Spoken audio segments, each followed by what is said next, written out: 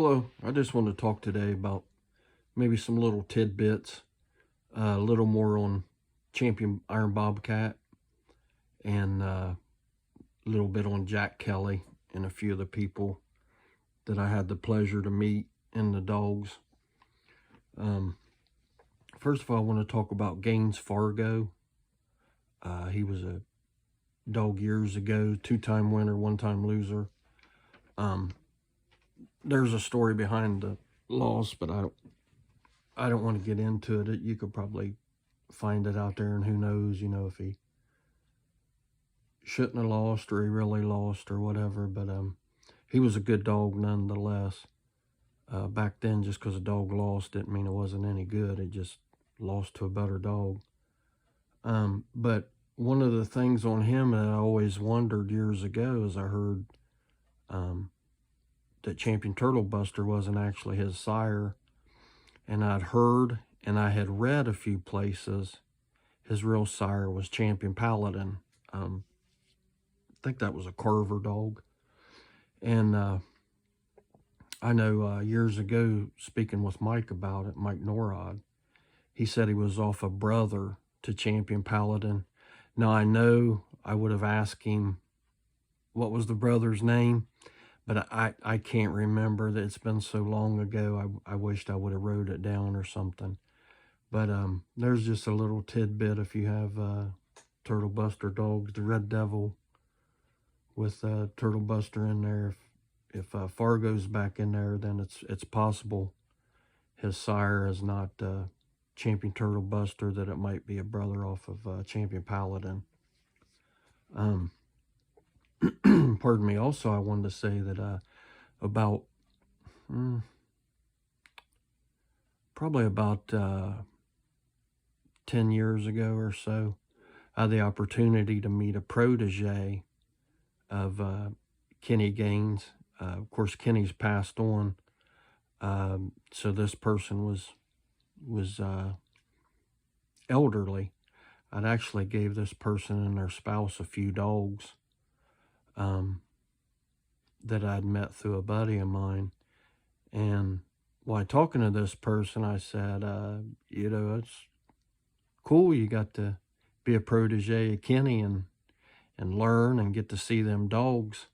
I said, I know it's hard to pick out one dog, but who was the best dog you ever seen? And when I'm saying best dog you ever seen, I mean the best pit dog. And they said, by far, Fargo. So that was interesting, because you hear a lot that people like Champion Turtle Buster, people like Fargo.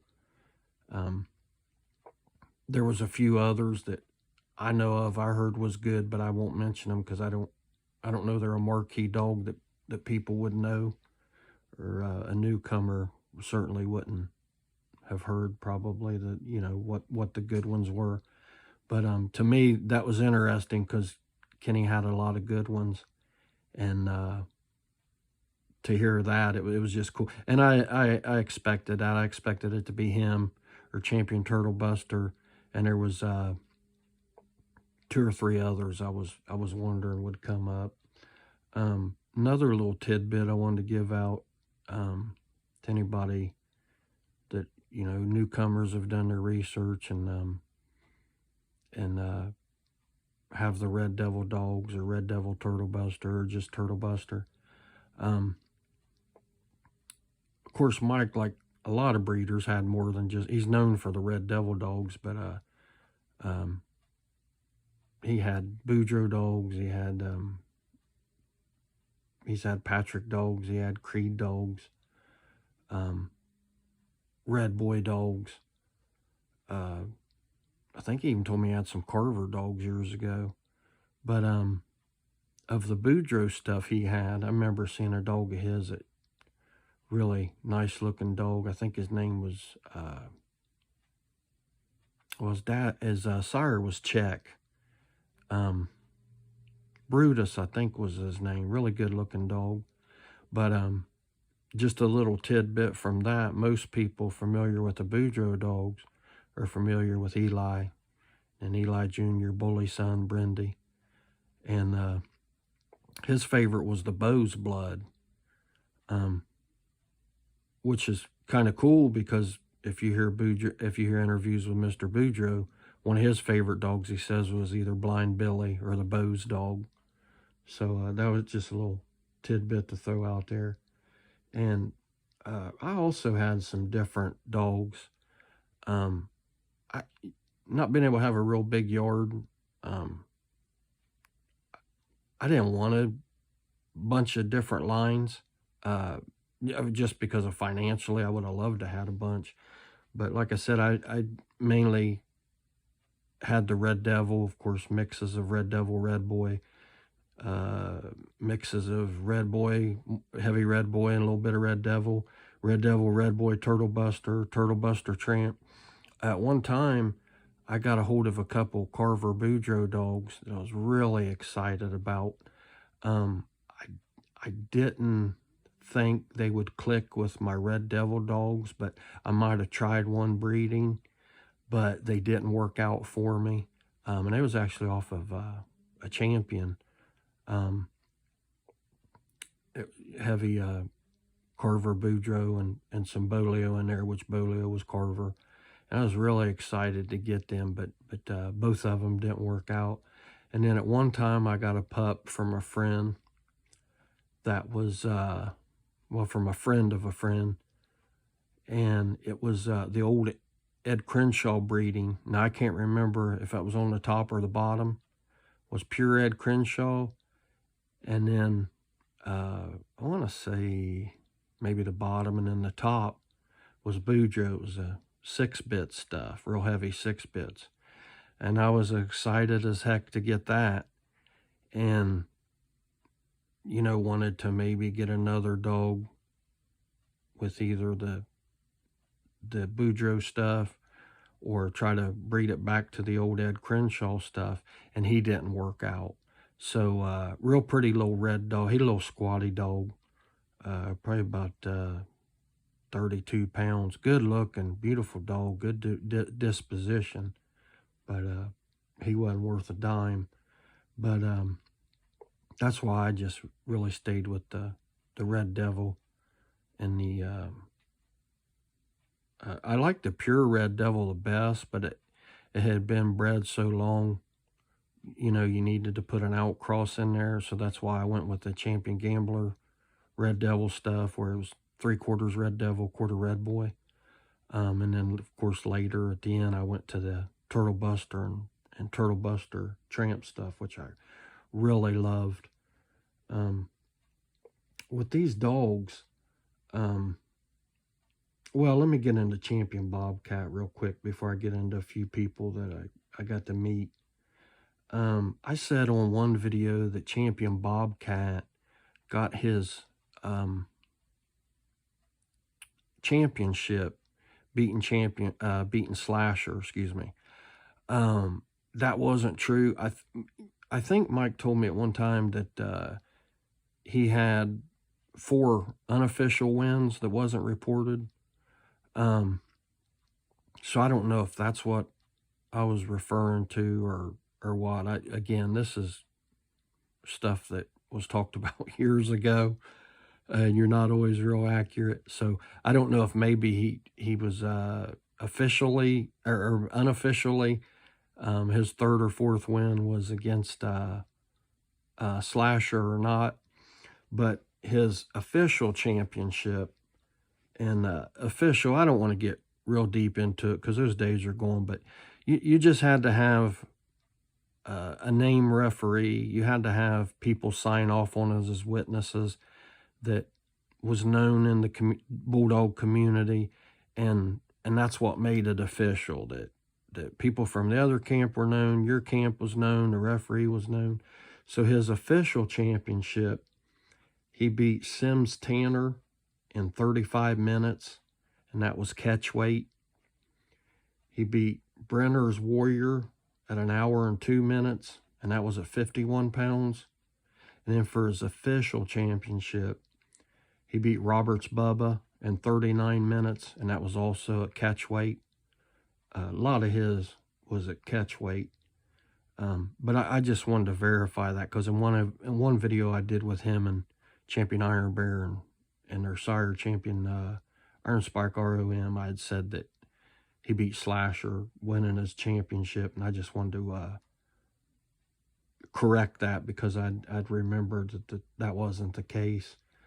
Probably 2 weeks after I dropped that video. But being in the dogs, I always wanted to meet, Richard Stratton. I'm drawing a blank right now, but Jack Kelly, Gary Hammonds. And I did get to correspond a little with Gary Hammonds by email later in life, or later in my dog venture. I had wrote Bob Stevens a few times, really. Both nice guys, write you back. I had met Frankie Roca at a show, really nice guy. He was judging. Mike introduced me to him because they were friends. So I didn't really get to talk with him because he was judging a dog show. He was at another dog show I was at. He actually beat me at a confirmation show. I had a son off Champion Gambler and Lilu. And I got second place, and Frankie got first with his albino rhino dog. Of course, we congratulated each other. And I didn't know he was at that show till he was in the dog ring. And I didn't get to speak to him there. But honestly, other than Mike Norrod, I had never really got to meet any of the guys that I had looked up to. I did correspond a lot with Jack Kelly.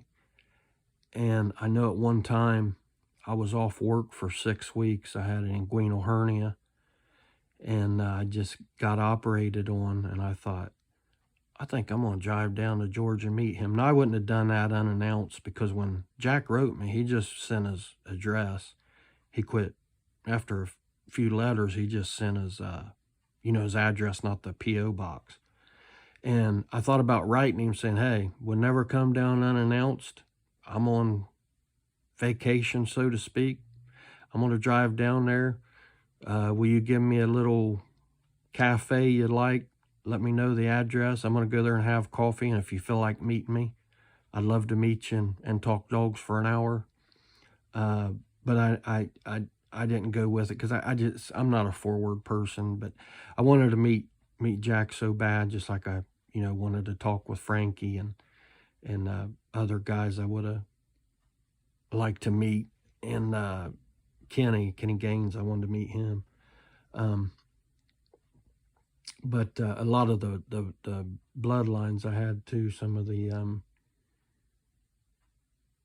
Red Boy stuff, I would have liked to have met Katie Marlowe and talked to her about that. And some of the breeders of Tramp and that blood that I had. But Jack I corresponded with by letter. I didn't have email at the time or computer, and I assume he didn't either. I must have asked Jack 100 questions, and he answered every one of them. Really good guy. I really liked him. That's why I wanted to meet him. And he did it old school. He typed it on the typewriter. And I think Jack lived 90, 91, 92 or something like that. But I wanted to share some tidbits with him that's part of history. If I don't know how far the newcomers go back in pedigrees, but Carver Stompanato was a dog that shows up in a lot of pedigrees. And I couldn't find a lot on him, so I asked Jack, I said, did he have any wins? He said, no, I don't think he was ever matched. He said, if I remember correctly, he was a cold dog. So there's an example of a cold dog that normally you wouldn't breed, but somebody took the chance and bred him when you say they probably shouldn't, but then after what he produced, you say, well, we're glad that they did. So that's a little tidbit. He had also told me that there was a lot about somebody stole a dog off Indian Sunny and gave it to Patrick. I'm thinking that was Bolio. Don't quote me on that. I don't know that that's true, but I had heard that. I had read about that. And I wrote Jack and asked him about that. What's the real deal on that? And he said that he knew Indian Sonny. He said he was no joke. He wasn't somebody that messed around. He wasn't somebody you wanted to mess around with. He said, I had, lots of conversations with Indian Sonny. Never heard him say anything about stealing a dog from him. So it sounds like that story might be bullshit. I don't know. I'm not one of the parties involved, if there was anything involved, but I just wanted to put that out there. It's another little part of history, or history's bullshit. Who knows? But it was always a pleasure to talk to Jack about stuff. There was other stuff about the Charlie dog, Champion Charlie, Champion Jeep's littermate brother. I don't know if I want to tell that, because he didn't get the fame that Champion Jeep did. So I don't know if anybody would be interested, but it was about a supposed loss he had, which was bullshit, that he never had. But I'm not going to tell that, because I don't think people would be too interested in it. And I'd ask him about Carver, because I was always fascinated with Maurice Carver. I wanted to meet him so bad, but he was before my time. But he said, and Jack didn't down people. All the letters I got, he never downed people, but he just said, listen, Carver, you couldn't believe 99.9% of what he said. Everything was a story, a fabrication, He said, you could believe this. The guy had good dogs, and he said of all his years in the dogs, he had the best eye for a dog in anybody he knew. He just had it. He could tell good dog. He could tell good breeding. And he said he used to call him up when he'd advertise in his magazine and say, hey, Jack, I want to advertise this dog at stud, and put his sire being this dog and his dam this dog. And, of course, Jack knew the pedigrees of the Carver dogs, because that was made public, or that he knew of. And he said, Maurice, you know that ain't how that dog's bred. I can't put that on there. So he'd say, how about this? How about this one? He'd say, okay, that sounds about right. Well, I'll advertise it like that. So I thought that was interesting. Excuse me. That, he was a character. He said he could tell a story that, like nobody else. If he was at a dog show, the crowd was around Maurice. So, pardon me. So I guess that he was an interesting character, and he was likable. What I gather from it, and this is what I got from Jack, it wasn't he was just 100% liar and just not like a piece of crap. He liked to make the story interesting, I guess, in a fun way. Now there's no excuse for hanging papers, but I guess he just liked to embellish stories and make them more interesting. And I've heard other people say he was a great storyteller. You couldn't walk away while he's telling a story. It was that interesting. So there's some little tidbits. I think next video I'm going to do might be on Joliet Jake, pure Red Devil dog, Norrod Red Devil dog. I might do a video on my troubles with owning these dogs. You can be legal and still get harassed. I might share some of that and the comical bullshit that you just wouldn't believe. That if I tell this, you'd scratch your head. But I hope everybody has a good day. Thank you.